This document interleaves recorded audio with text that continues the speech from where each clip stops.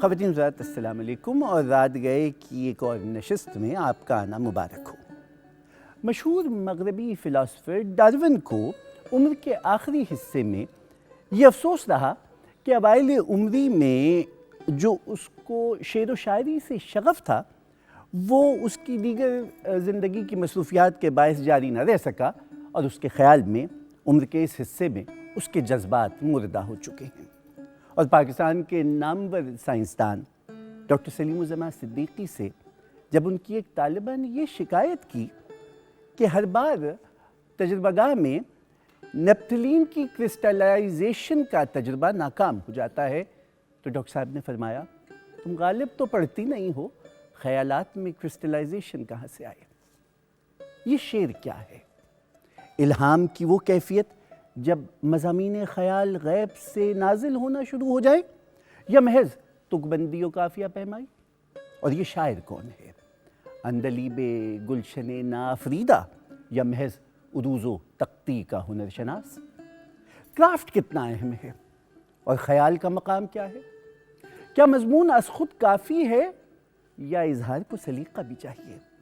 خواتین حضرات، شعر شناسی اور شعر فہمی رات گئے کی آج کی نشست قدرے دلچسپ ہوا چاہتی ہے، اس لیے کہ وہ دور کہ جہاں اب نئے ذہن یہ بغاوت کریں کہ ہم تو ریپ گائیں گے، کیسی ہے تمہاری کار بالکل ہے بیکار، پہیے ہیں چار اور پھر بھی چلنے سے لاچار، تو کیا اس کو نئی موسیقی، نئی شاعری سمجھ لیا جائے گا اور تسلیم کر لیا جائے گا، یا اب بھی اس کے لیے کچھ قواعد و ضوابط ہیں؟ اور جب قاعدے کی بات آئے تو پھر بات استاد تک جائے گی۔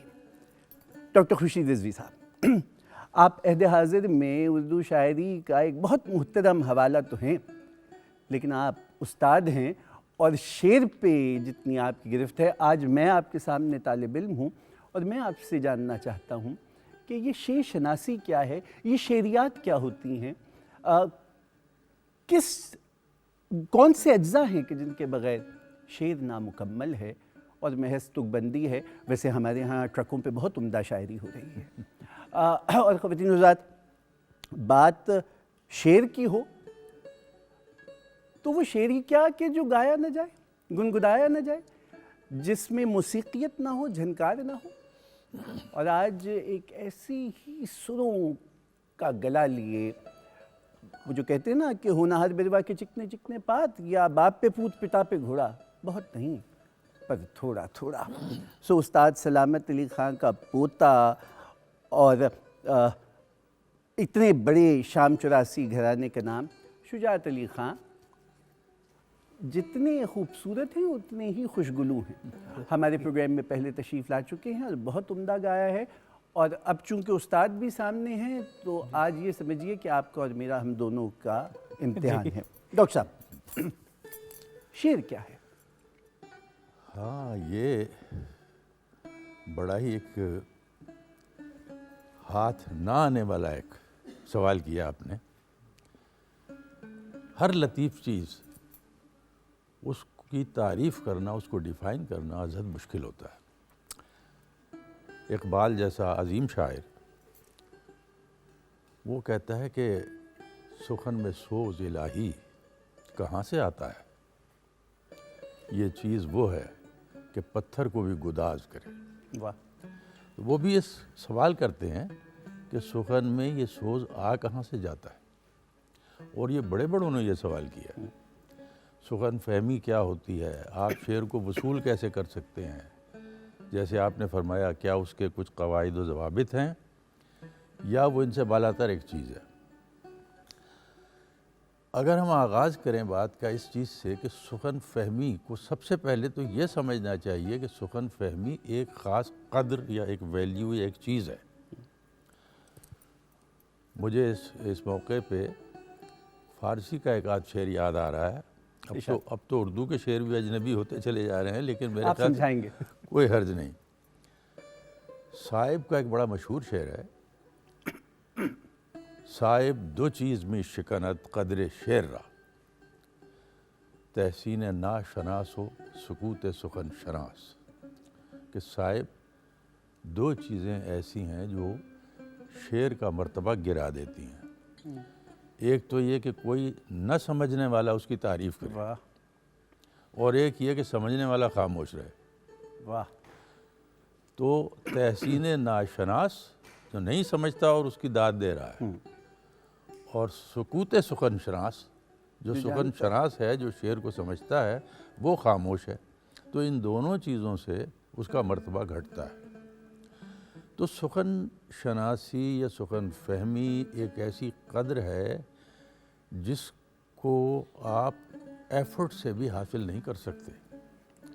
ہاں مگر کچھ چیزیں بنیادی ایسی ہوتی ہیں جن سے آپ اس سمت میں سفر کر سکتے ہیں. اب دیکھیے, سخن فہمی کے بارے میں ایک چیز یہ ہے کہ سخن گوئی سے بھی زیادہ نادر و کمیاب چیز ہے. یہ ہر شاعر بھی اتنا سخن فہم نہیں ہوتا جتنے بعض سامع ہوتے ہیں. واہ. اور جو اس کی باریکیاں اگر وہ شاعر کے سامنے کھولتے ہیں تو شاعر کو خود پتہ چلتا ہے کہ میرے کلام میں یہ باریکی تھی اور مجھے علم نہیں تھا.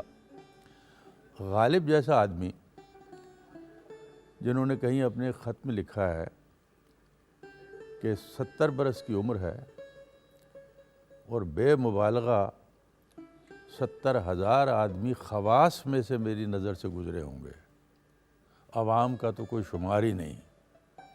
میں آدمی نہیں آدم شناس ہوں. واہ. وہ کہتے ہیں کہ جب تک میں منشی نبی بخش حقیر سے نہیں ملا تھا, یہ ان کے بعد میں شاگرد بھی رہے, جی. اس وقت تک میں یہ نہیں سمجھ پایا تھا کہ سخن فہمی کیا ہوتی ہے اور سخن فہم کیسے آدمی کو کہا جاتا ہے.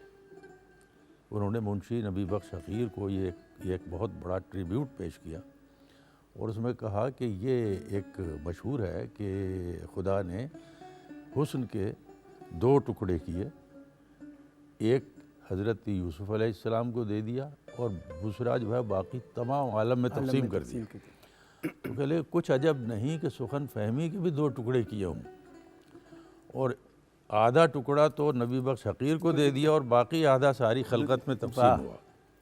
تو اتنی یعنی یہ وہ بھی سمجھتے ہیں کہ زندگی بھر میں جو 70,000 آدمی خواص کے دیکھ کر وہ آدم شناس ہوئے, وہ بھی کہتے ہیں کہ جب تک اس شخص سے نہیں ملا تھا تو مجھے اندازہ نہیں تھا کہ سخن فہمی کیا ہوتی ہے. تو یہ ایک ایسی حس ہے جو بہت بڑی حد تک خدا داد ہے. تحصیل میں یقیناً کوشش کرنی پڑتی ہے. اگر آپ کو شعر کو سمجھنا ہے تو اس کا جو ذریعہ ابلاغ ہے وہ زبان ہے. زبان کو جاننا, اس کے لیے کوشش کرنا, اس کی تلفظ کے معانی, پھر عروض یعنی کیا ہوتا ہے اور کس طرح اوزان جو ہیں شعر کے متعین ہوتے ہیں, موضوع کلام میں اور ناموضوع کلام میں کیا فرق ہوتا ہے, یہ چیزیں آدمی کو سیکھنی پڑتی ہیں. لیکن سیکھ لینے کے باوجود بھی آپ یہ نہیں کہہ سکتے کہ ہر شخص جو ان تمام اصول و ضوابط کو سمجھ لیتا ہے وہ سخن فہم ہو جاتا ہے. میرا یہ سوال قطعاً نہیں تھا, آپ کی بات سے ایک دم سے کونٹ کے میرے ذہن میں یہ سوال ابھرا. ڈاکٹر صاحب, وہ تہذیب کون نامور ہے؟ وہ جس کے ہاں بلند و بالا عمارتیں اور دولت کی ریل پیل ہے, یا وہ کہ جس کے لوگ سخن فہم ہیں؟ دیکھیے, یہ تو آپ کے نقطہ نظر پر مبنی ہے, اور بدقسمتی سے چیزوں کے معیار اکثریت کی بنیاد پر طے ہوتے ہیں. کچھ چیزیں جن کی کوالٹی مانی ہوئی بات ہے کہ وہ بلند تر ہے, لیکن اگر اکثریت ان لوگوں کی ہو جو اس کوالٹی سے عاری ہیں تو اس کی قدر و قیمت بھی اندھیرے میں چلی جاتی ہے. اب آج چونکہ دنیا میں مادیت کا زور ہے, چیزوں کا فیصلہ جو ہے وہ ان کی پروڈکشن سے, ان کی طلب سے, ان کی رسد سے رہتا ہے. اسی سے دنیا ترقی کر رہی ہے. اب تو قوموں کی ترقی کا معیار بھی صرف اور صرف ان کی معاشی انڈیکس ہو گئے ہیں.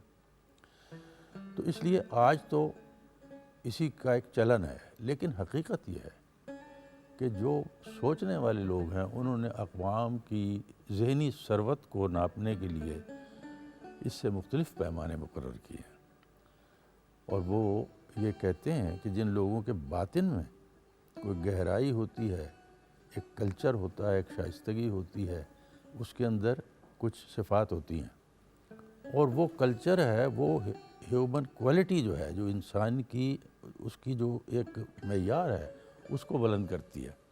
تو ہمارا اس شعر و سخن کا بھی سلسلہ بھی اسی باطنی کوالٹی سے تعلق رکھتا ہے۔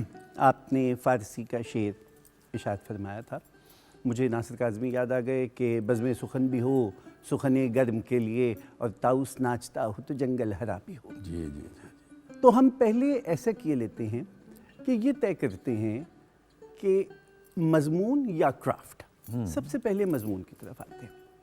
جی کتنی اہمیت ہے مضمون کی، خیال کی؟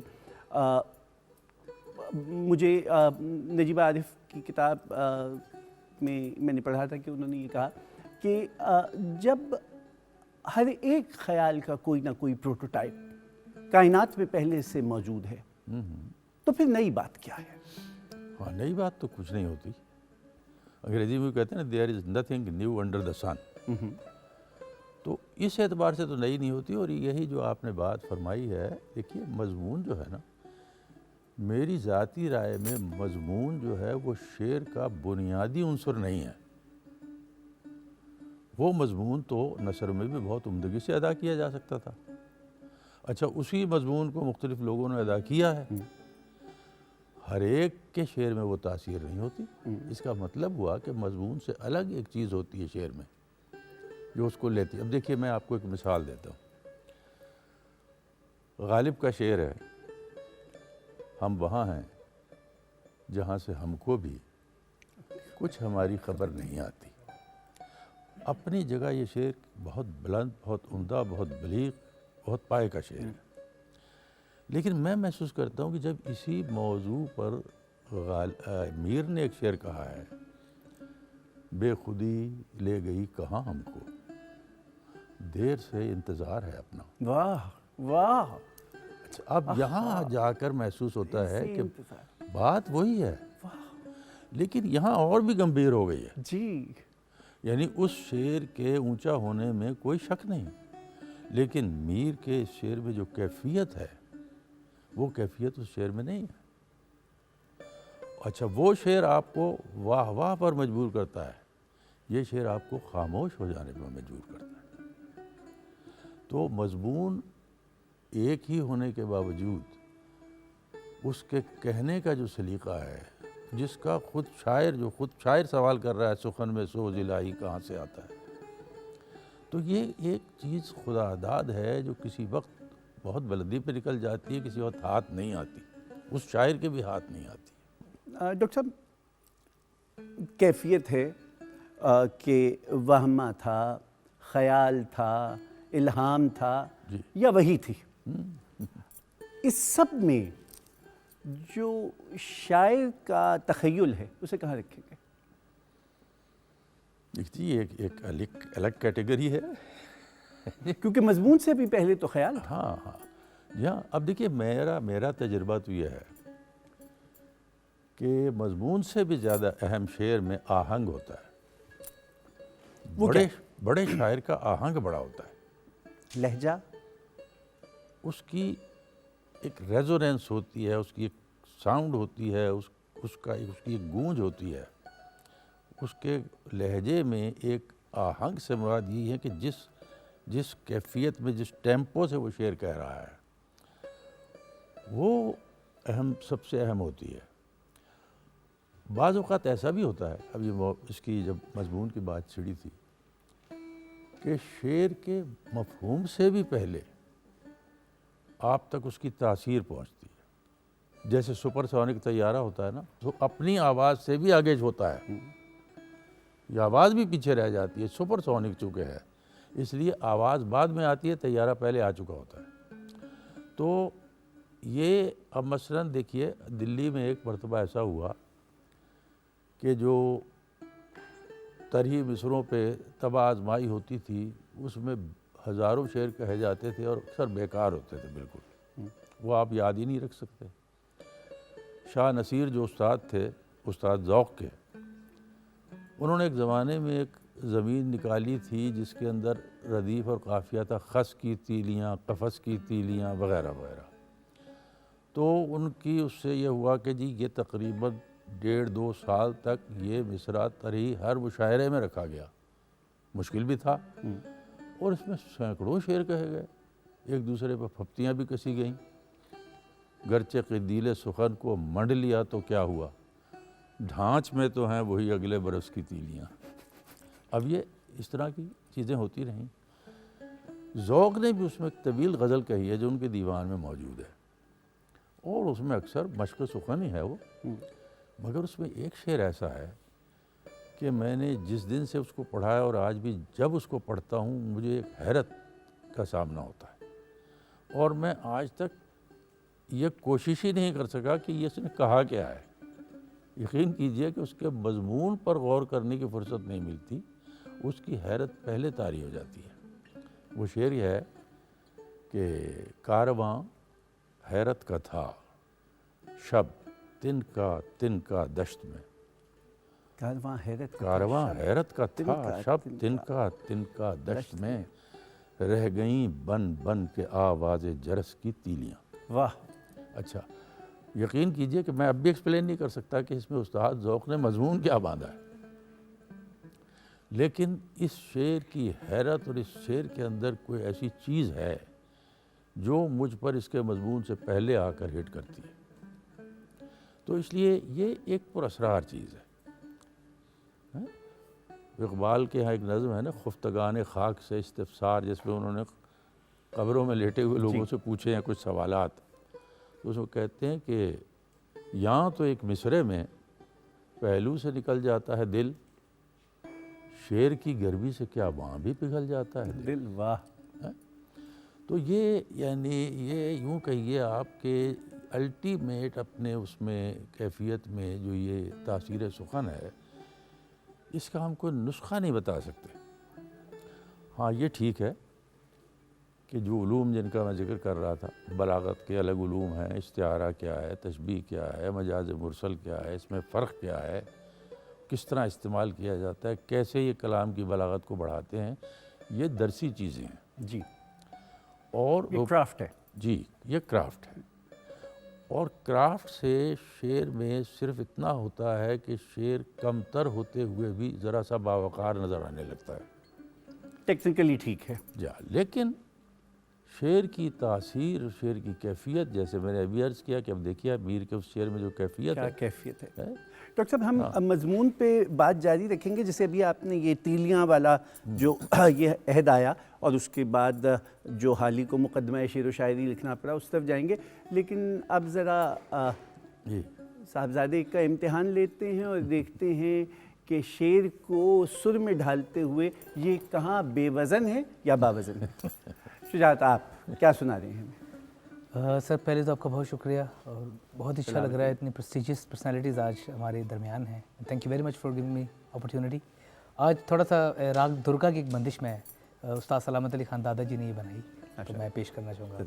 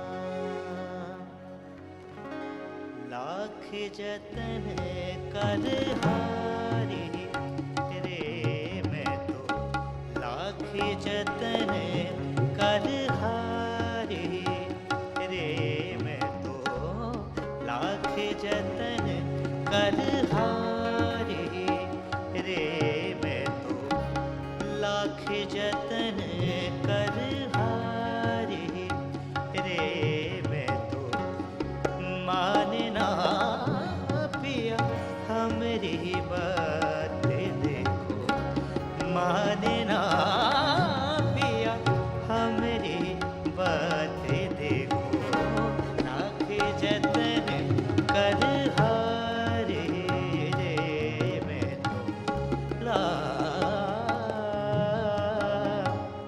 ला ला लाख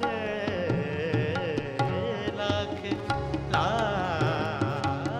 लाख जतन कर हारे रे मैं तो मानना पिया हमरी बात देखो लाख जतन कर हारे रे मैं तो सोतन संग वो प्यार करते हैं सोतन संग वो प्यार करते हैं अब नहीं देखे हमारी तरफ रे उसकी बात ही माने सारी देखो उसकी बात ही माने सारी देखो मानना पिया हमारी बात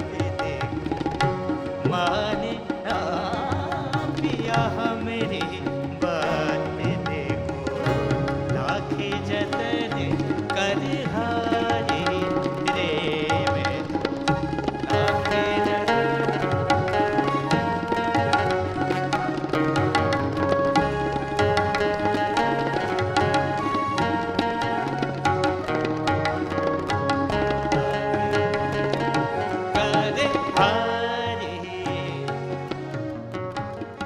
लाख ला ला ला ला लाख लाख जतन कर ला ला ला ला ला ला लाख जतन कर हारे रे मैं तो लाख जतन कर हारे रे लाख जतन कर हारे मैं ला ला प्यार करते हो तो दिल क्यों तोड़ा हमारी तरफ से मुख क्यों मोड़ा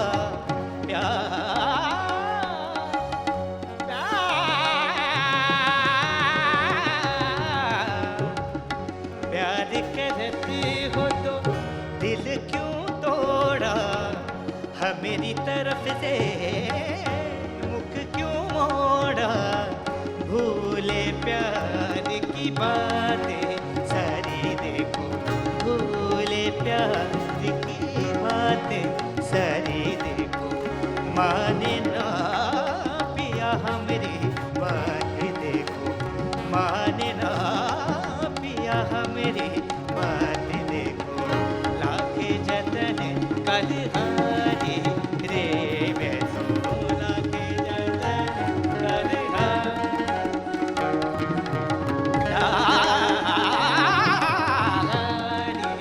रे मैं ओ लाख जतन कर रे मैं तो लाख जतन कर लाख जतन कर लाख जतन कर धनुम ताना ना दे रे तारे तारे धनुम ताना ना दे रे तारे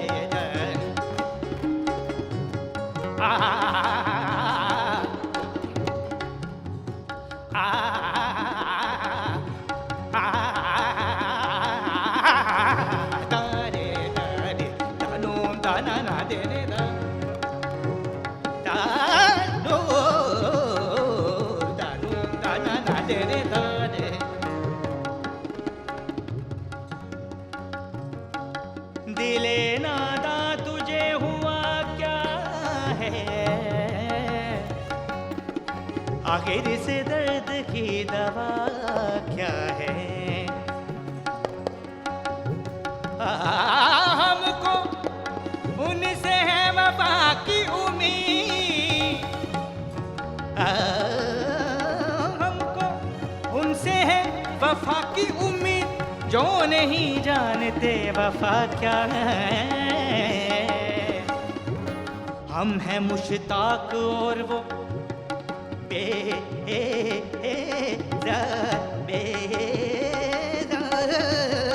बेजार, हम हैं मुश्ताक और वो बेजार। या इलाही ये माजरा क्या है,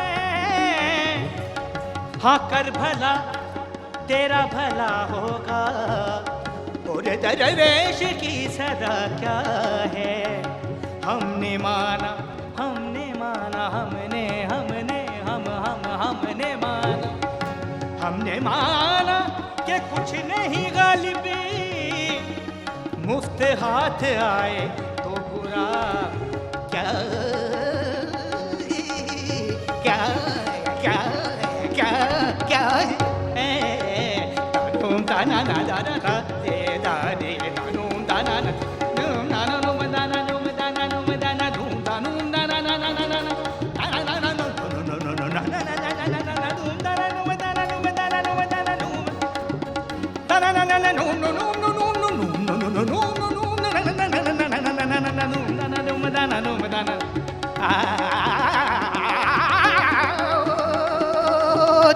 नूम दाना धूम दाना दाना दाना दाना दाना दाना दाना दाना दाना दाना दाना दाना दाना दू दू दू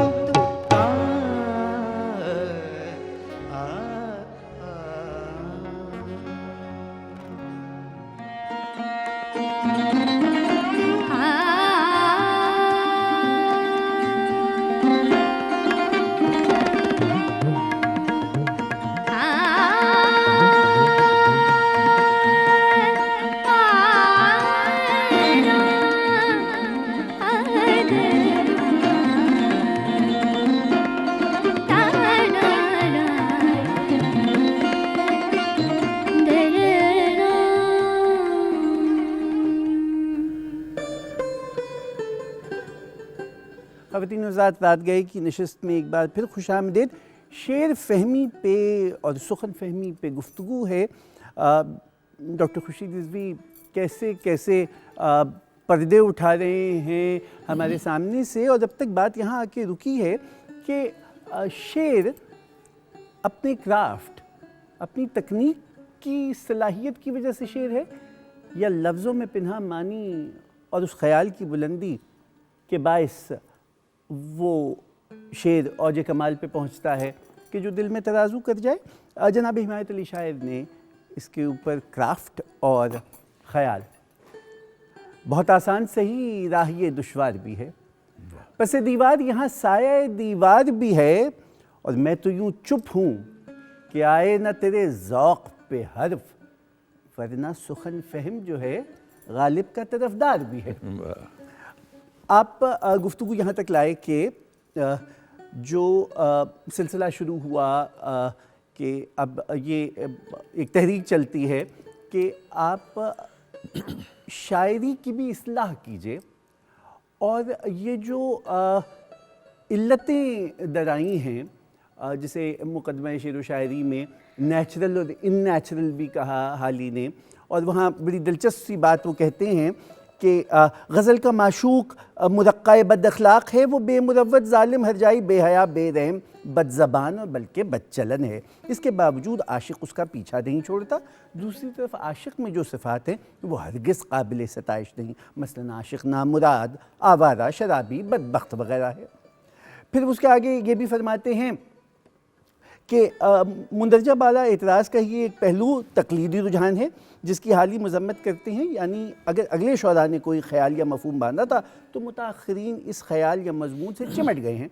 मसलन असातिज़ा ने अगर मोहब्बत को मिजाजन शराब का नशा करार दिया तो मुताख़रीन ने पूरा शराब खाना खोल दिया।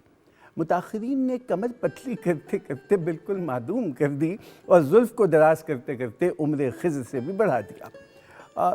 حالی نیچرل شاعری کی خود وضاحت کرتے ہیں اور اس میں انہوں نے بس شعر کا بیان جس قدر کے بے ضرورت معمولی بول چال اور روزمرہ سے بعید ہوگا اسی قدر ان نیچرل سمجھا جائے گا۔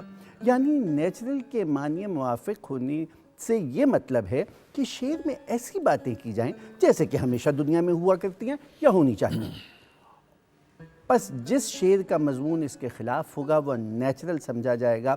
اور مثال کے طور پہ غالب کا شعر پیش کیا ہے کہ عرض کیجے جوہر اندیشہ کی گرمی کہاں، کچھ خیال آیا تھا وحشت کا کہ صحرا جل گیا۔ وہ یہ کہتے ہیں کہ یہ بالکل ان نیچرل شعر ہے اس لیے کہ ایسا بالکل ممکن نہیں کہ صحرا جل جائے۔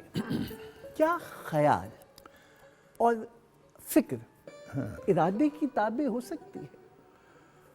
ارے دیکھیے، مولانا حالی کی یہ کتاب آج تک اردو تنقید کا جو اولین پتھر ہے وہ سمجھی جاتی ہے، اور میں خود مولانا حالی کی شخصیت، ان کا فن اور ان کی جو متنوع جہتیں ہیں ان کا بڑا قائل ہوں۔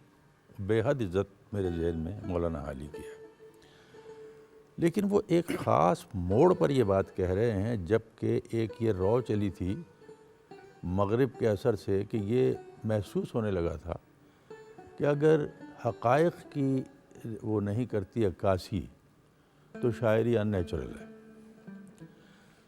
لیکن شاید نیچرل شاعری کی دھن میں کچھ ضرورت سے زیادہ بھی ہم لوگ آگے نکل گئے۔ اس پر بڑی عجیب تنقید مرزا یگانہ نے کی تھی۔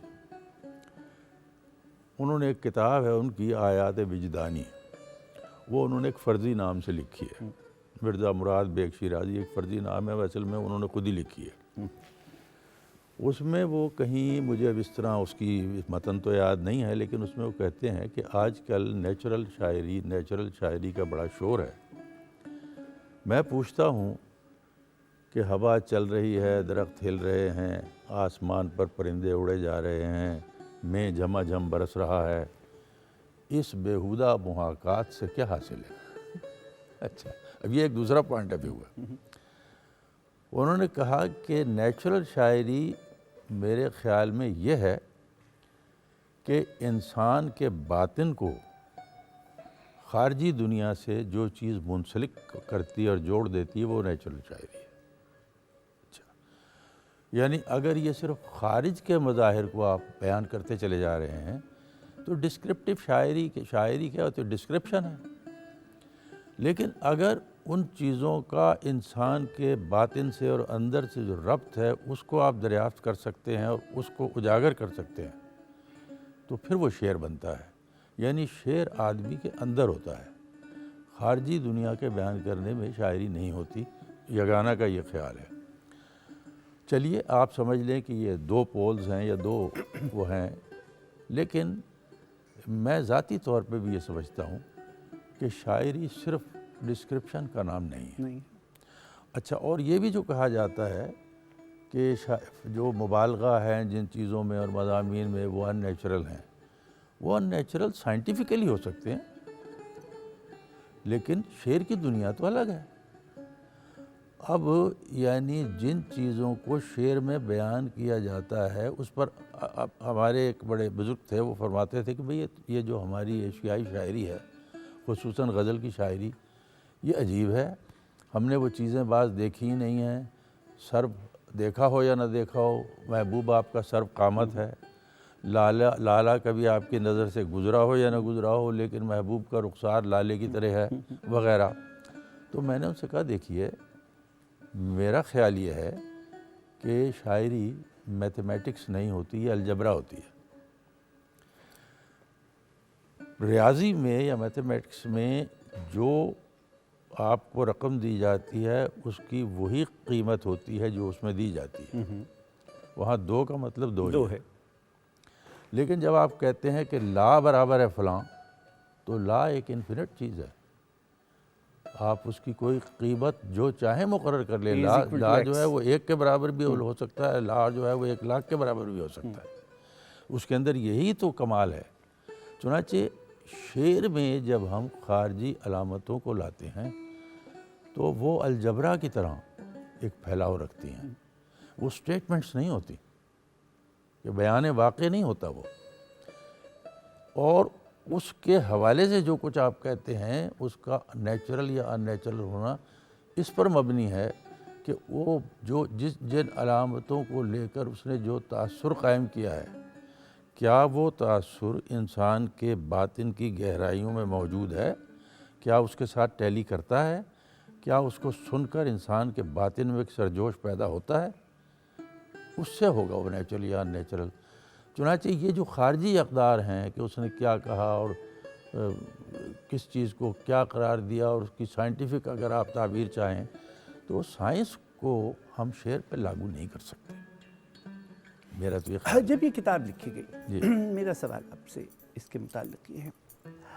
ایک تو میں بہت ادب سے آپ سے یہ پوچھنا چاہتا ہوں زبان اردو کے طالب علم کے طور پر کہ اردو ادب میں تنقید کی روایت اتنی قوی کیوں ہے اور تحقیق کی روایت کیوں نہیں ہے کہ سارا کا سارا اردو ادب اور اس کی تنقید, 2 کتابیں, ایک مقدمہ شعر و شاعری اور ایک مولانا آزاد کی کتاب, جتنے قصے کہانیاں, تصوری خاکے, میر کی شاعری اور سودا کی شاعری یہ سب جو چیزیں برآمد ہوئیں وہ تسلسل سے چلی. کیا سبب ہے کہ بعد میں آنے والوں نے نئے زاویوں سے چیزوں کو دیکھنے کی کوشش نہیں کی اور اتنی مذہبی عقیدت سے ان تصورات سے کیوں چمٹے رہے ہیں؟ میر پہ نئی تحقیق ہونی چاہیے, اسے ایک نئے نظر سے دیکھنا چاہیے. ابھی ہندوستان میں اس کے حوالے سے ایک رسالہ پورا اسی حوالے سے چھپا ہے, شیر شور انگیز آیا, پھر ہم وہاں پہ رک گئے. کیا سبب ہے یہ کہ ایک یہ ہمارے ہاں نہیں ہوتا؟ نہیں دیکھیے ہاشمی صاحب, میں آپ سے یہاں ایک اختلاف کرتا ہوں.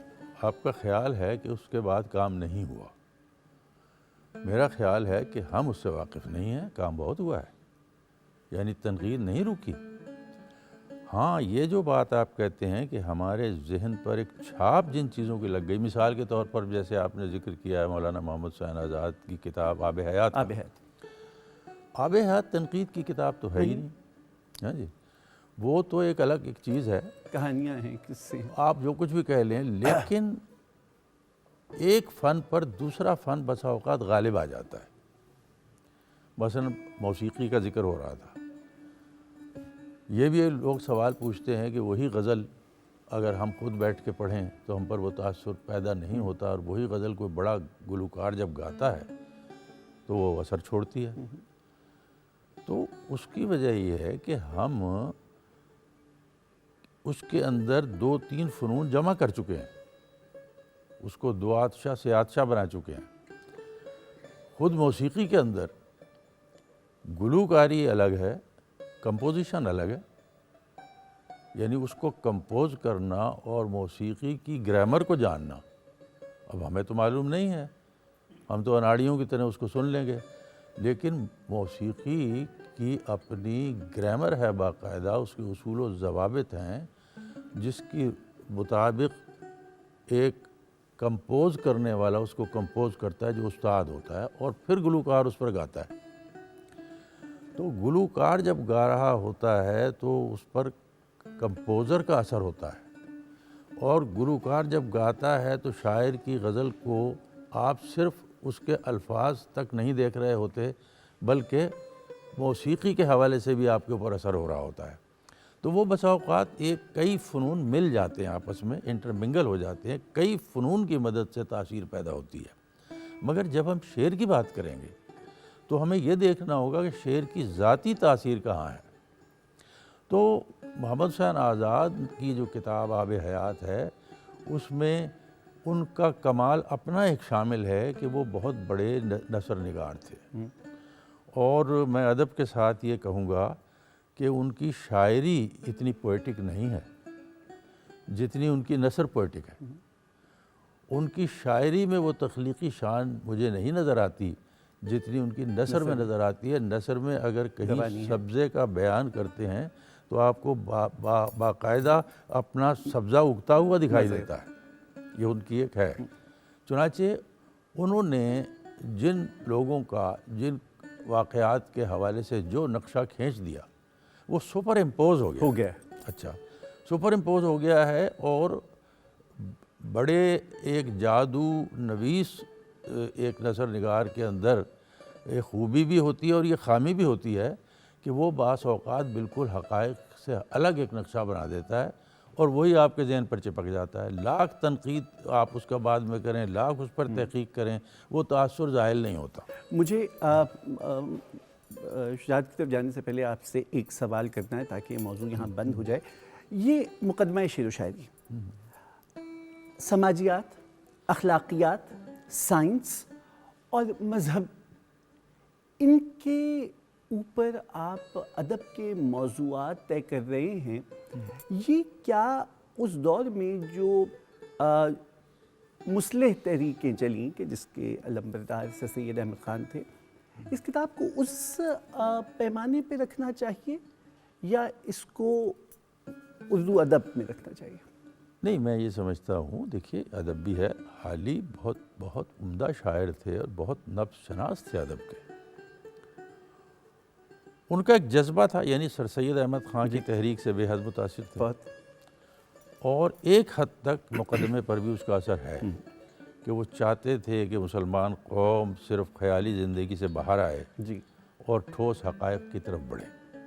تو اس کا اثر یہاں بھی آیا ہوگا. اور ضروری نہیں ہے کہ ہر جگہ آپ یہ سمجھیں کہ یہ کوئی انہوں نے جو کچھ کہا ہے وہ حرف آخر, انہوں نے تو حرف اول دیا آپ کو مگر یہ ان کی بڑائی ہے. یعنی ہمارے آج جو ہمارے معاصر تنقید نگار ہیں ان میں وارث علوی صاحب کا اب تو وہ نہیں ہیں, تو ان کا جو ہے ایک انہوں نے پورا ایک کتابچہ لکھا ہے حالی, مقدمہ اور ہم, اور اس میں یہ کہا ہے کہ آج بھی اس کتاب کا مرتبہ تنقید کی کتابوں میں بہت بلند ہے. لیکن جب یہ خشت اول ہے تو ہم اس کے بعد کافی سفر کر کے آگے نکل آئے ہیں. بہت سے تنقید نگاروں نے تنقید لکھی ہے. یہ الگ بات ہے کہ بسا اوقات ہمیں تنقید میں یہ محسوس ہونے لگتا ہے کہ اس میں جارگن بہت آ گیا ہے, اصطلاحات کی بھرمار ہو گئی ہے. چیز کی جو اصل پت ہے, اس کا مغز ہے, وہ ہم تک منتقل نہیں ہو رہا اور ہم اس میں اصطلاحات میں پھنس جاتے ہیں. یہ مجھے بھی گلہ ہوتا ہے معاصر تنقید نگاروں سے. لیکن تنقید نگاری میں بہت اچھی اچھی چیزیں بھی لکھی گئی ہیں. تو یہ اس مولانا حالی نے ایک اصلاحی طبیعت جو ذہن میں تھی اس میں انہوں نے شعر کے بہت سے پہلوؤں کو لیا ہے, جن میں سے ایک پہلو یہ بھی ہے. اور وہ مولانا تو خود اصرار کرنے والے آدمی نہیں تھے. مثال کے طور پر میرا خیال ہے کہ اگر آج وہ موجود ہوں تو وہ کہہ سکتے ہیں کہ ہاں بھائی اس وقت یہ خیال تھے لیکن اب محسوس ہوتا ہے کہ شاید ہم ان سے آگے جا چکے. بہت شکریہ. اب میں شجاعت کی طرف آؤں گا کیونکہ اس کے بعد ہم اب آئیں گے کرافٹ کی طرف اور آپ سے سیکھیں گے کہ چھینی ہتھوڑا لے کے شعر کیسے بنائیں گے. جی آپ کیا سنا رہے ہیں اب ہمیں؟ بابا بلے شاہ صاحب کا ایک کافی میں استاد سلامت علی خان صاحب کی کمپوز کیا ہوا ہے, پیش کرتا ہوں.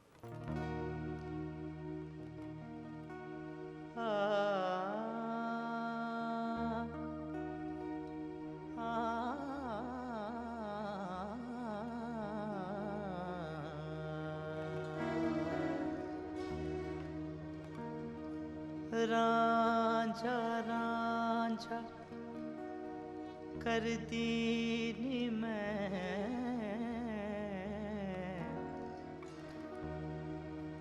ایتھے آپے رانجھا ہوئی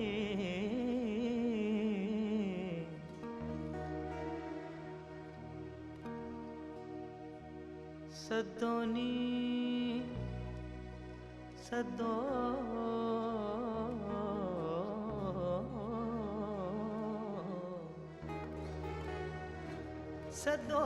سدونی منوتی تھوڑا جا ایتھے ہیر ناکھ کوئی نیو سیوں رل دے بدھائے نیو سیوں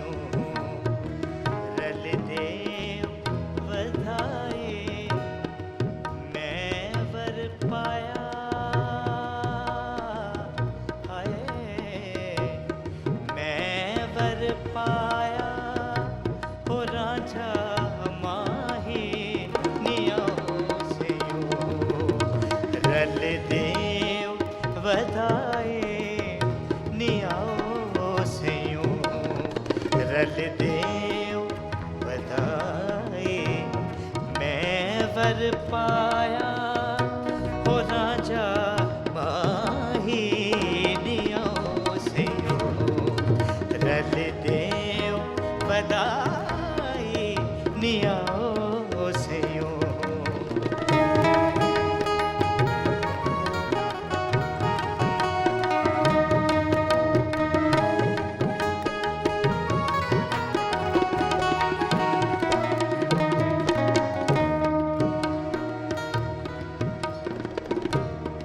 अज दा रोज मुबारक चढ़िया अज दा रोज मुबारक चढ़िया हो रांझा साडे वेड़े वड़िया हो रांझा साडे वेड़े वड़िया हथे खुंडी मोटी कंबल धरिया ओ चाका वाली शक्ल बनाई नियाओ सयूं रल देव वधाए नियाओ सयूं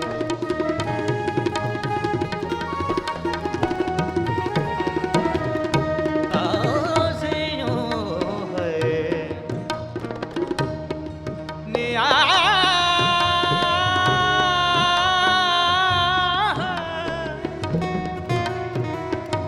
आओ सयूं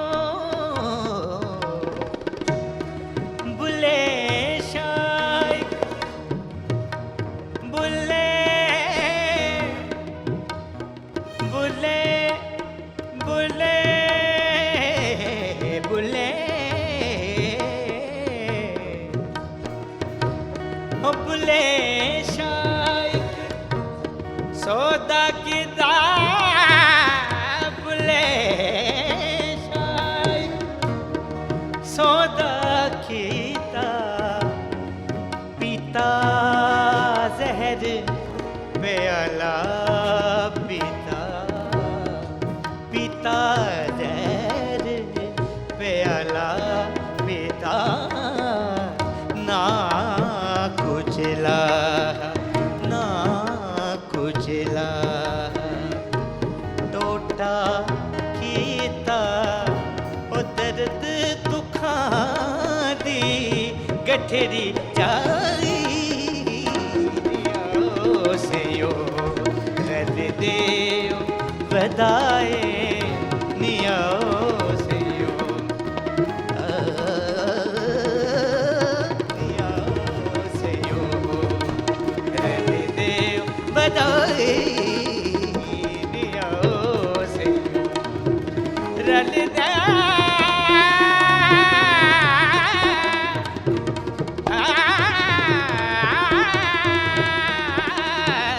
नियाओ सयो रल देव वधाए नियाओ सयो रल देव वधाए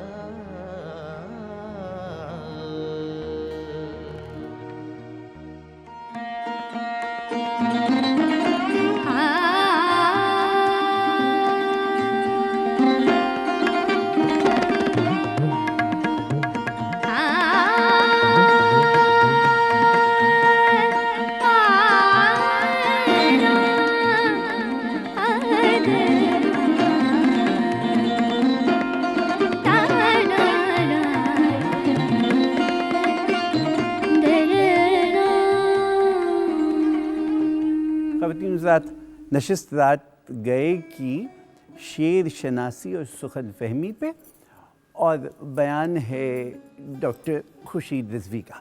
डॉक्टर साहब, हमने मज़मून पे बात कर ली, ख़याल पे बात कर ली, अब क्राफ्ट पे बात करते हैं। आप मुझे ऐसा लगता है कि जैसे हम वीडियो गेम खेल रहे हैं जिसमें एक लेवल पार किया तो फिर मौत के लिए 10 सामान तैयार खड़े हैं। एक तरफ आप ये चाहते हैं कि उसमें جو رمز و کنایا ہے وہ بھی ہو اور اس کے اندر خیال آفرینی بھی ہو، دوسری طرف تختی کے مسائل ہیں اور اوزان ہیں، یہ اتنا مشکل کیوں ہے؟ نہیں دیکھیے، یہ مشکل تو ہم اس کو بنا رہے ہیں بات دیکھیے، اگر شعر کی بات آپ کرتے ہیں تو شعر وہی پراسرار چیز ہے جس کا میں نے آغاز میں ذکر کیا. جی، یہ شعر کا جسم ہے. جیسے آپ اناٹمی کرتے ہیں کہ آپ بتاتے ہیں کہ یہ دل کی ساخت یہ ہوتی ہے، پھیپھڑے اس طرح سے ہیں، ان کا یہ فنکشن ہے، اس طرح سے ہوتا ہے، یوں ہو جائے تو خراب ہو جاتے ہیں وغیرہ وغیرہ. لیکن ان چیزوں کے سمجھ لینے سے ایک زندہ وجود سامنے نہیں آ سکتا. اسی طرح سے جتنے علوم شاعری سے متعلق ہیں، مثال کے طور پر عروض ہے، عروض کا شعر کی کوالٹی سے کوئی تعلق نہیں، اس کا تعلق صرف اس کے وزن سے. عروض کے بارے میں بہت سے لوگ یہ بھی کہتے ہیں کہ جیسے مولانا روم نے فرمایا کہ من ندانم فاعلات فاعلات شعر میں گویم بے عذاب حیات. میں یہ فاعلات فاعلات کا چکر نہیں جانتا، لیکن شعر میں آب حیات سے بھی اچھے کہتا ہوں. اچھا، اور حقیقت ہے کہ اچھا شعر کہنے کے لیے عروض جاننا ضروری نہیں ہے، مگر یہ بھی ساتھ ساتھ ہے کہ عروض کے آہنگ میں بہت سے مقامات ایسے آتے ہیں کہ اچھے اچھے شاعر غلطی کرتے ہیں، انہوں نے پتہ نہیں چلتا. میں نے خود آبزرو کیا ہے کہ ایک بحر کے اندر جو چیزیں جس طرح آنی چاہیے وہاں ایک نہ ایک جگہ ٹھوکر کھاتے ہیں، اور ان کی جو موزونی طبع ہے وہ ان کو اس پر متنبع نہیں کرتی. تو عروض کے پڑھ لینے سے، جیسے گرامر کے پڑھ لینے سے آپ زبان کی غلطی کو محسوس کرتے ہیں اور آپ کو پوائنٹ آؤٹ کیا جا سکتا ہے کہ یہاں غلطی ہو گئی ہے. اس طرح عروض کے پڑھ لینے سے آپ کو موضوع طبع ہونے کے باوجود یہ احساس ہوتا ہے کہ کہیں کہیں ہم سے چوک ہوتی ہے. تو اس کا مقام اپنا ہے، لیکن وہ صرف یہ بتا سکتا ہے کہ شعر وزن میں ہے یا نہیں ہے، شعر اچھا ہے یا برا ہے، اس کا عروض سے کوئی تعلق نہیں ہے. اسی طرح دیگر علوم ہیں، ان کے جتنے معاون علوم ہیں، کہ جتنے صنائع بدائع ہیں، جتنی رعایت لفظی ہے، جتنی رعایت نسبت ہے، وہ تمام چیزیں ہم سکھا بھی دیں کسی کو تو محض ان کے سیکھ لینے سے وہ شاعر نہیں ہو جاتا، اور اس میں ٹھوکا پیٹی کر کے وہ ایک موضوع کلام پیش کر سکتا ہے، لیکن اس میں شعریت پیدا ہوتی ہے یا نہیں ہوتی، یہ بالکل ایک الگ داستان ہے. جس طرح ایک جسم کے تمام اعضاء جوڑ لینے کے باوجود بھی آپ اس میں جان ڈالنے پر قادر نہیں ہوتے.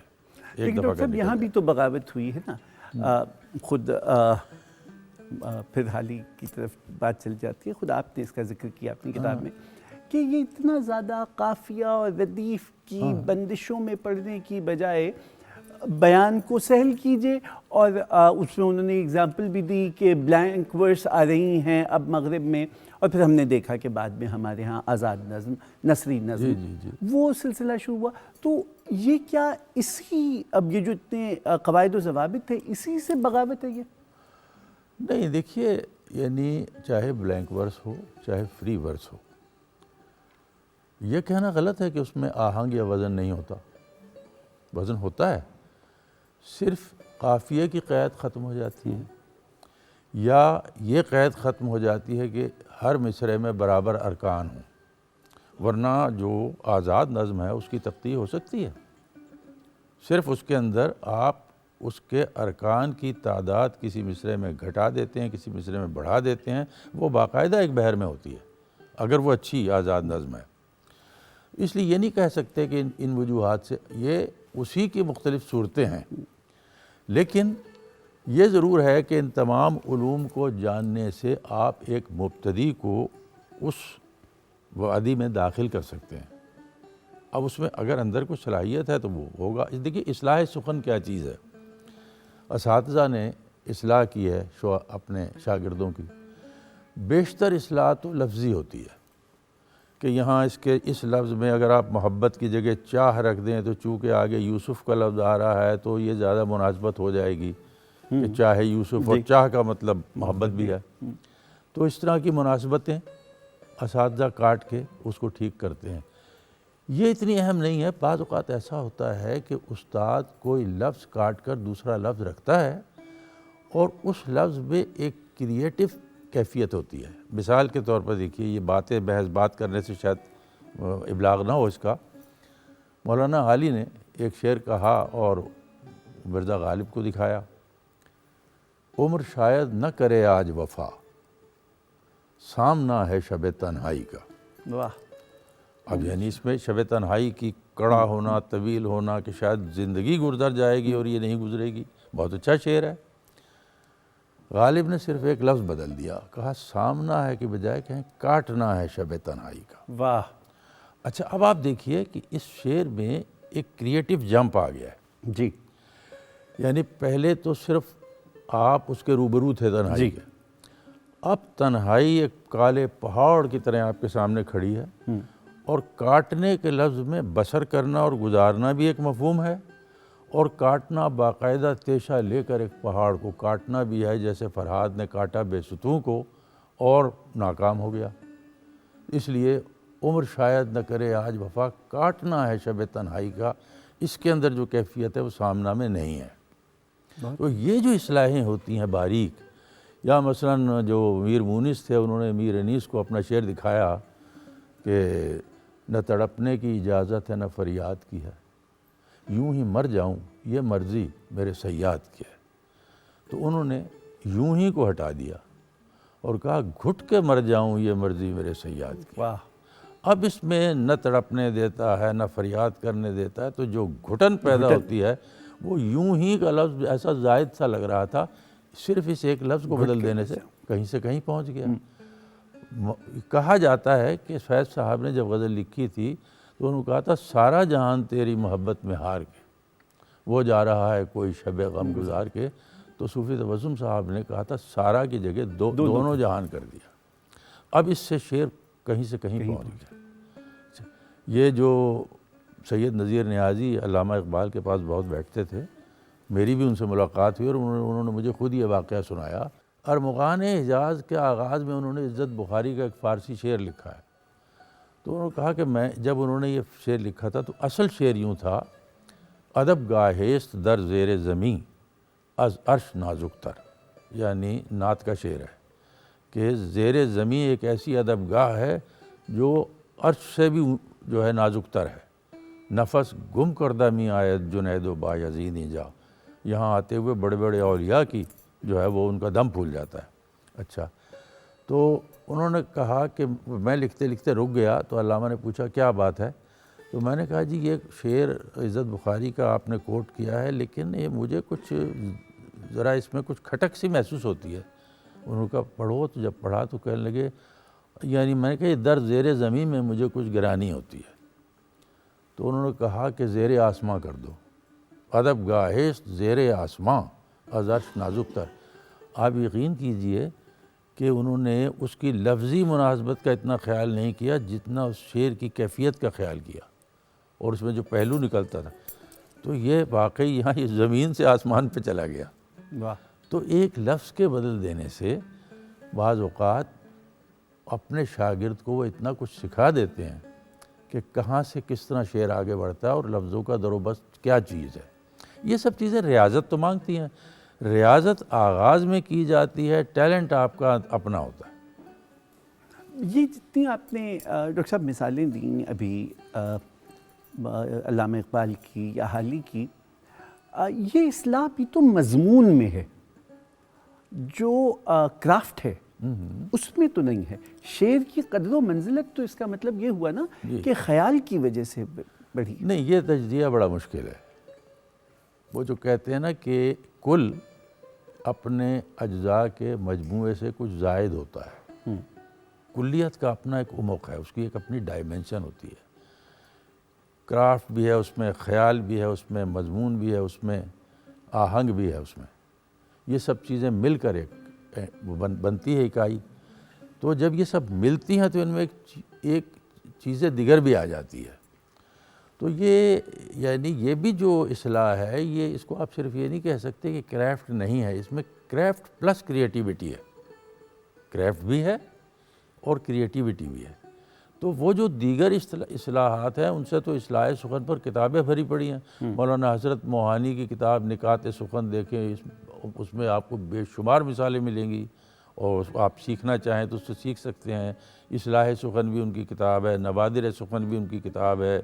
اصلاح سخن کی تاریخ پر لوگوں نے ریسرچ کی ہے, کس کس شاعر کے کس کلام پر استاد نے کیا اصلاح دی, تو اس سے سیکھ سکتے ہیں آپ کریفٹ کو.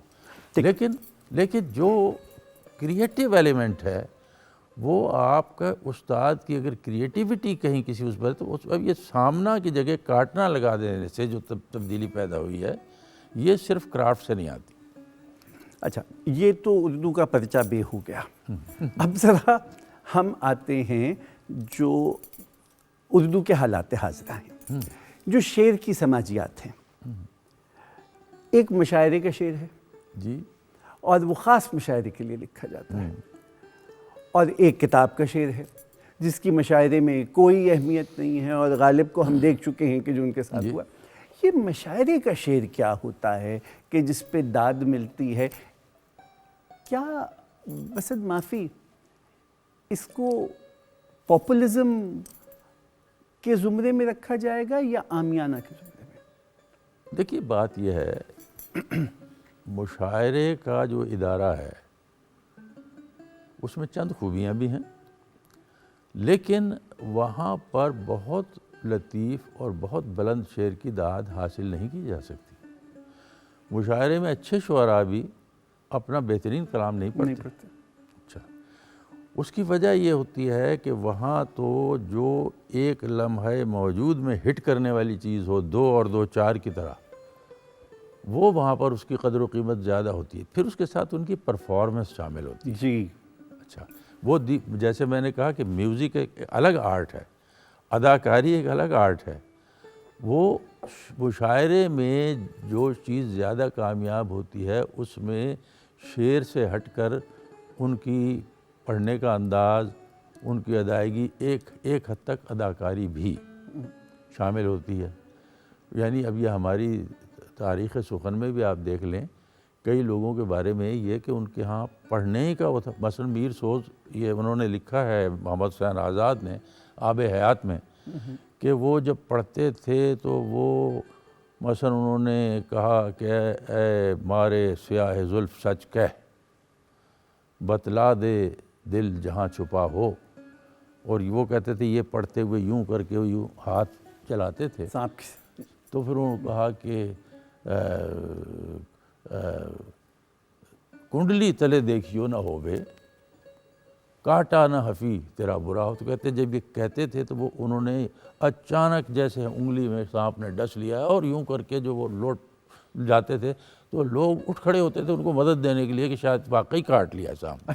اچھا, ہمارے قریبی زمانے میں تو ان کو نہیں سن سکا, خلیل نفیسی صاحب تھے, ان کے ہاں بھی یہ تھا کہ ان کے پڑھنے کا انداز ایسا تھا جو کیپچر کرتا تھا سامعین کو. اس کا شعر کی معیار سے کوئی ضروری تعلق نہیں ہے.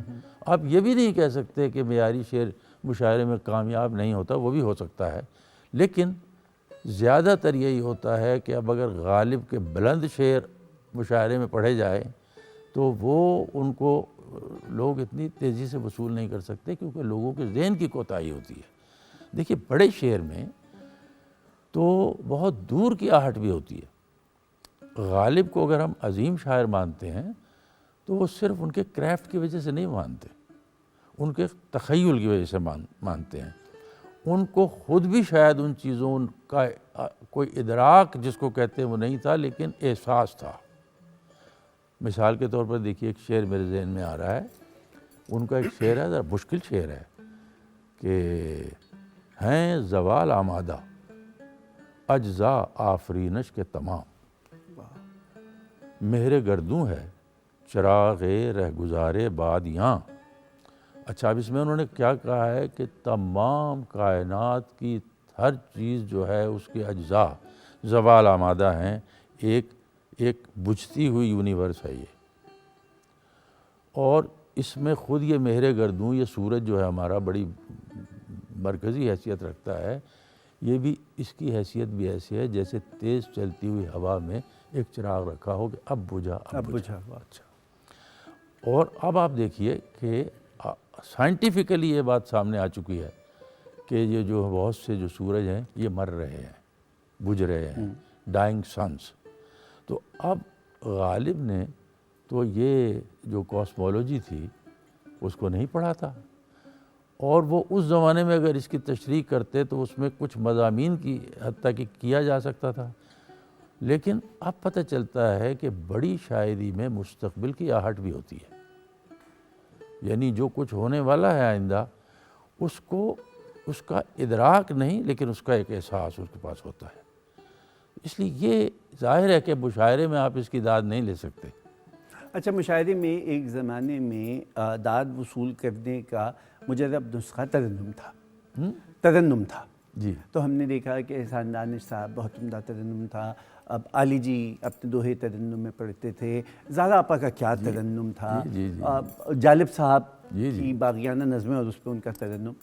اب وہ تھیٹریکلز جو ہیں جن کا آپ نے ذکر کیا, وہ جناب جون ایلیا کا ایک اپنا انداز تھا جو اب بہت مقبول ہو رہا ہے ان کے بعد.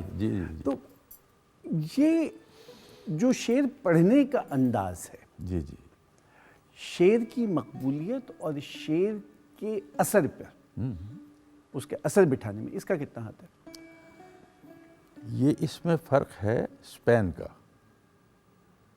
جیسے ایک زیور پہنا جائے تو اس کی ساخت, اس کی چمک دمک ایسی ہو کہ اس روز محفل میں ہر ایک اس کو دیکھے.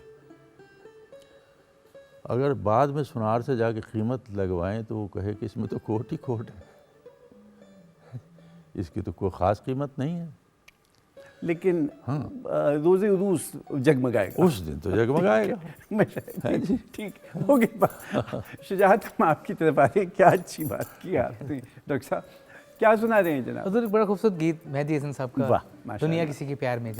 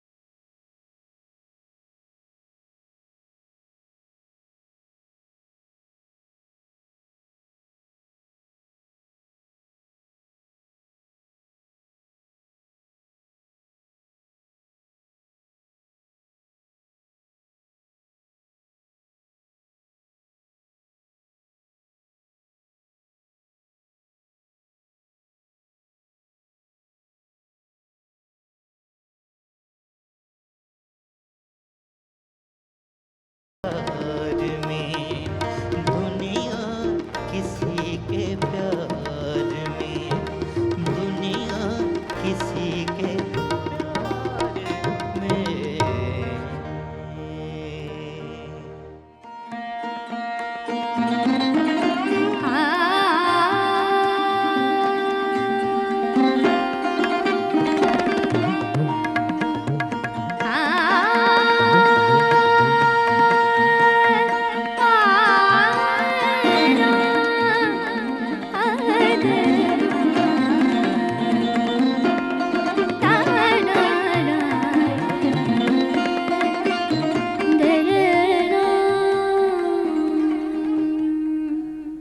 خواتین حضرات، رات گئے کی نشست کہ جس میں ہم ڈاکٹر خورشید رضوی سے کچھ سخن فہمی، کچھ شعر فہمی کا درس لے رہے ہیں، اور بات کو کی گرہ کھلی اور ہم نے بہت سے معاملے دیکھے۔ اب تک جو بات ہوئی ڈاکٹر صاحب وہ شاعر اور حلقہ شعر کی ہوئی۔ اب ذرا سامع کی طرف بھی آ جائیے، اور وہ معاشرہ جو اس شعر کو وصول کر لیتا ہے، اور پھر ایک تو اس کو پڑھنے کا ادب ہم نے نہیں سکھایا، سو ہزاروں خواہشیں ایسی کہ ہر خواہش پہ دم نکلے، یا آپ یہ کہہ لیجئے کہ صنوبر باغ میں آزاد بھی ہے اور پابا گل بھی ہے۔ تو یہ جو ہم نے سلیقہ نہیں سکھلایا، ایک زمانہ تھا کہ تحت اللفظ اور ریسیٹیشن باقاعدہ ایک آرٹ اور ایک جانرا تھا۔ جی کیا سبب ہے کہ اب ہم دیکھتے ہیں کہ شعر نفاست سے پڑھنے کا سلیقہ بھی مفقود ہو رہا ہے؟ نہیں، یہ تو بڑا دیکھیے سامنے کی بات ہے، زندگی بدل گئی، اس میں بہت سی ایسے پہلو بھی آ گئے جن سے ہم بڑا فائدہ اٹھا رہے ہیں، لیکن بہرحال جب زندگی بدل گئی، اس کی اقدار بھی ساتھ بدل گئیں، اس میں جو چیزیں کام دینے والی ہیں وہ بھی بدل گئیں۔ اب بچہ جو ہے وہ آپ کو موبائل اور کمپیوٹر اور ہر چیز کے بارے میں وہ کچھ بتا سکتا ہے جو ہم بوڑھوں کو تو آتا نہیں ہے۔ اچھا، جو ہمارے پاس چیزیں تھیں وہ ان کو نہیں آتی، تو یہ کوئی تعجب کی بات نہیں ہے۔ جس چیز کا چلن نہیں رہتا اور جس کی افادیت معاشرے کے لیے کم ہو جاتی ہے اور چیزوں کی افادیت بڑھ جاتی ہے جس میں ان کا زیادہ تر وقت صرف ہو جاتا ہے، یہ تو دراصل ہمارے جو ذرائع ابلاغ ہیں، جیسے اب ہم آج بیٹھے ہوئے شعر و سخن پہ گفتگو کر رہے ہیں، تو سننے والوں میں کچھ نہ کچھ لوگ ایسے ضرور ہوں گے کہ جو ایک خاص حد تک اس میں آگے آ سکتے ہیں، اس کے آگے نہیں آ سکتے، وہ دلچسپی لیں گے اس میں۔ لیکن جو لوگ بالکل ہی اس سے خارج ہیں، انہیں یہ پروگرام بالکل اپیل نہیں کرے گا، میرا جہاں تک اندازہ ہے۔ پر ڈاکٹر صاحب، حسن بیان اور بات کا سلیقہ تو ہر معاشرے میں رہنا چاہیے۔ نہیں، وہ یقیناً رہنا چاہیے، لیکن جو ڈکشن اور جو اس کے رموز و علائم اور جو اس کی ساری جو بیان کرنے کی شرائط ہیں، وہ آج ہم نہیں جانتے، ہماری نئی نسلیں نہیں جانتی، اور ان تک کنوے بھی نہیں ہوئی، ہمارے نظام تعلیم میں موجود نہیں ہیں، ہمارے ہاں اساتذہ میں وہ لوگ موجود نہیں رہے جو اس کو کنوے کر سکتے ہوں۔ اب تو اساتذہ میں بھی اس کا فقدان ہو گیا ہے، تو اس لیے وہ روایت آگے نہیں چل رہی۔ لیکن میں ایک بات آپ سے عرض کر دوں کہ جس طرح موسیقی کا ایک اندر ہوتا ہے آدمی کے، ضروری نہیں کہ وہ موسیقی سیکھے گا تو وہ انجوائے کرے گا، وہ سن کر اس کے کان پہ اثر کرتا ہے، دل پہ اثر کرتا ہے۔ اسی طرح شاعری کے فن کو نہ جاننے کے باوجود بھی عام آدمی میں بھی ایک گوشہ ہوتا ہے جو شعر سے متاثر ہوتا ہے، کبھی اس کے مضمون سے متاثر ہوتا ہے، کبھی اس کے آہنگ سے متاثر ہوتا ہے، اور وہ خود ڈیفائن نہیں کر سکتا کہ مجھے اس میں کیا کشش محسوس ہو رہی ہے۔ تو اگر آپ اس طرح کی کچھ محفلیں جہاں لوگ ڈھنگ سے شعر پڑھ کر سنا سکتے ہوں، جہاں شعر کے بارے میں جیسے آج کچھ گفتگو کوشش کی ہے ہم نے کرنے کی، کچھ بات چیت ہوتی ہو، تو آپ کو معاشرے میں ایک گروہ ایسے لوگوں کا پیدا ہو جائے گا جو یہ درسگاہوں کا کام نہیں ہے، جی یہ درسگاہ کا، مکتب کا، کلاس روم کا کام نہیں ہے کہ وہ کم سے کم آپ کو لفظ کے کہنے کا سلیقہ تو جی بالکل صحیح ہے، وہ بھی ہے، وہ بھی ہے، لیکن اس میں بھی دیکھیے نا چیزیں جب بدلی ہیں تو اس کے اندر اب اس میں تو اب کوانٹیٹیو چیزیں آپ کے یہاں بڑھتی چلی جا رہی ہیں. میں دیکھ رہا ہوں کہ ایک عرصے سے اب تعلیم میں جو چیزیں عدد اور شمار میں آ سکتی ہیں ان کا ہو رہا ہے. کتنے آرٹیکل آپ نے لکھے ہیں جی، کتنی ڈگریاں آپ کے پاس ہیں. جی تو یہ چیزیں اب یہ گنائی میں زیادہ آپ چلے گئے ہیں. اسی طرح سے کتنے سیمسٹر ہیں، کتنے اس کے اندر کریڈٹ آورز ہونے ہیں، اور طالب علموں کی کوشش یہ ہوتی ہے اب کہ کم ہی پڑھائیں تو اچھا ہے، اس لیے کہ وہ زیادہ ہو جائے گا کورس ورنہ پھر ہمارا امتحان دینے کے لیے. تو وہ ساری اپروچ جو ہے وہ صرف امتحانی نقطۂ نظر سے جی ہوتی ہے. علمیت اس میں ایک تو وہی ہے اعلیٰ درجے کے اساتذہ کا فقدان ہے. وہ ہوں تو اسی کے اندر وہ بھی بہت کچھ پڑھا دیتے ہیں، وہ خود جب پڑھ کر ہی سناتے ہیں تو اسی سے بہت فرق پڑتا ہے. سب لوگوں میں پہلے بھی یہ نہیں ہوتا تھا، یہ خیال کرنا کہ سب میں ہوتا تھا، سب میں نہیں ہوتا تھا. اس وقت بھی چیدہ لوگ تھے جو اس کی کمالات کو سمجھ سکتے تھے، لیکن آج وہ اس لیے کم ہو گئے ہیں کہ اب وہ ماحول نہیں ہے، وہ آپ کی معاشرے میں جن چیزوں کی طلب ہے وہ بدل گئی ہیں، آپ کی مصروفیات بدل گئی ہیں، اور اساتذہ کے اندر وہ کوالٹی نہیں رہی. پھر ڈاکٹر صاحب کی تھوڑی کنفیوژن ہے، جی وہ یہ کہ بیان کا جو حسن بیان تھا وہ ضیاء محی الدین صاحب کا کمال تھا، جی اور وہ آخر دم تک ایک آئیکن رہے، جی اور بہت زیادہ ڈیمانڈ میں تھے.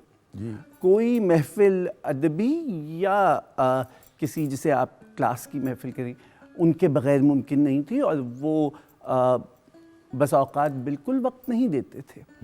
تو ایک طرف تو مارکیٹ یہ چاہتی ہے کہ تفریح تباہ کے لیے کوئی نفیس گفتگو شام کی محفل کو سجانے کے لیے کر دے، اور دوسری طرف بازار کی جو زبان ہے وہ اب ادب میں در آئی ہے. جی تو یہ کنٹراسٹ کیوں ہے؟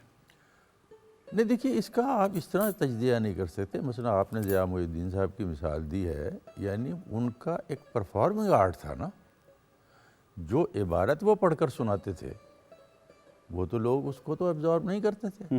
مثلا اگر انہوں نے طلسم ہوش ربا کی کوئی عبارت پڑھ کر سنائی ہے تو لوگ اس کو کچھ نہیں سمجھتے، صرف وہ ان کی آواز کا اتار چڑھاؤ، اور وہی جیسے میں نے میر سوز کے بارے میں کہا ہے، تو وہ ایک الگ آرٹ ہے.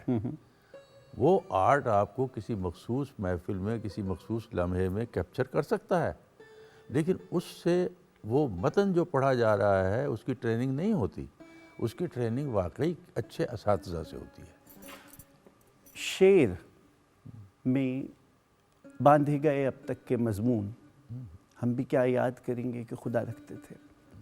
کیا آج کے معاشرے میں اتنی برداشت اور اتنی سکت ہے کہ ایسے لہجے وصول کر کے ان کو برداشت بھی کر لے؟ عدم برداشت تو ایک ہمارے یہاں عمومی اب ایک مظہر ہے یا فینومنن ہے. وہ صرف شعر ہی تک محدود نہیں ہے، آپ ہر پیمانے پر عدم برداشت کا شکار ہیں، اور اس سے معاشرے کے اندر جو خوبصورتی ہے وہ کم ہوتی چلی جا رہی ہے، اس لیے کہ خوف کا عنصر بڑھ جاتا ہے. اب پہلے آپ دیکھتے تھے کہ آپ نے کیا کہنا چاہا ہے، اب وہ آپ کا لفظ پکڑ لیتے ہیں. تو یہ صرف شعر کے حوالے سے نہیں ہے، یہ تو آپ کا ایک عمومی رویہ ہے معاشرے میں. عدم برداشت ہے، اور دوسرے آدمی کی بات کو خود اس کے کانٹیکسٹ میں نہ سننے کے پر اصرار ہے. اس کا اصلاح احوال کیا ہے؟ اصلاح تو کوئی مسئلہ ہی بتائے گا آپ کو. جی آپ استاد ہیں. نہیں، استاد بھی ایک حصہ ہے اس تمام معاشرے کا. ایک طرف بات کہنے کے اتنے زیادہ ذریعے ہو گئے ہیں، اب صرف محض پرنٹنگ پریس کی بات نہیں ہے، اب تو ذرائع ابلاغ ہیں، اب تو انٹرنیٹ ہے، اب تو سوشل میڈیا ہے، اور پھر بھی اچھی بات کی برداشت کم ہے. وہ دیکھیے نا، معاشرے پر کچھ چیزیں غالب آ گئی ہیں، اب ان کا غلبہ کیسے دور ہوگا یہ تو ایک بہت مشکل سوال ہے. لیکن ایک چیز جانتے ہیں ہم کہ ڈو یور بٹ، جتنا آپ کر سکتے ہیں اتنا کریں. اس کے اندر تبدیلی پیدا کرنے کے لیے جو کچھ بھی آپ کنٹریبیوٹ کر سکتے ہیں وہ آپ کریں. جتنی استطاعت ہے آپ کے اندر تو اس سے تبدیلی آہستہ آہستہ آتی ہے، مگر فوری طور پر کوئی ایسا نسخہ نہیں ہماری سمجھ میں آتا کہ آپ اس کو کل بدل دیں۔ یعنی سخن فہمی اور سخن شناسی ہر دور میں ایک چیلنج رہی ہے۔ ڈاکٹر صاحب بہت عمدہ گفتگو ہوئی، میری علمیت میں بے انتہا اضافہ ہوا، میری جہالت میں کچھ کمی ہوئی۔ خواتین حضرات، بات کہنے کی روایت ان معاشروں میں تر و تازہ رہتی ہے جہاں بات سننے کا حوصلہ اور بات کو سمجھنے کا فہم و ادراک ہو۔ تمدد و تہذیب کی وہ زمینیں جو مصلحتوں کی آڑ میں نئے لہجوں اور نئے خیال کی تخم ریزی پہ پابندی اور حدیں نافذ کر دیتی ہیں، وہ بہت جلدی بانجھ ہو جاتی ہیں۔ زارا آپا نے کہا تھا کہ موسم باغ سماعت پہ خزاں چھائی ہے، دیر لگتی ہے گلے حرف کو کھلتے کھلتے۔ ڈاکٹر صاحب آپ کی آمد کا بہت شکریہ۔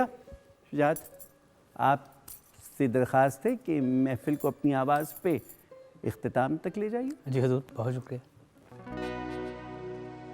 مجھے تم نظر سے گرا تو رہے ہو، مجھے تم کبھی بھی بھلا نہ سکو گے، مجھے تم نظر سے گرا تو رہے ہو، مجھے تم کبھی بھی بھلا نہ سکو گے، نہ جانے مجھے کیوں یقین ہو چلا ہے، میرے پیار کو تم مٹا نہ سکو گے، مجھے تم نظر سے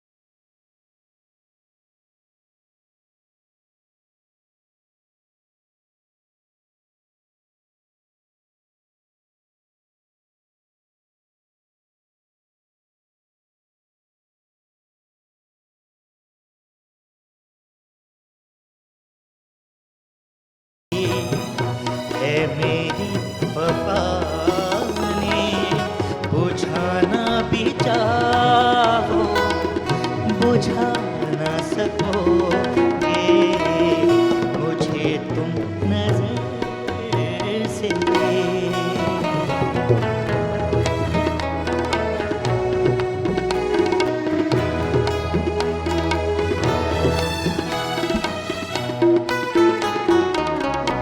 کبھی نام باتوں میں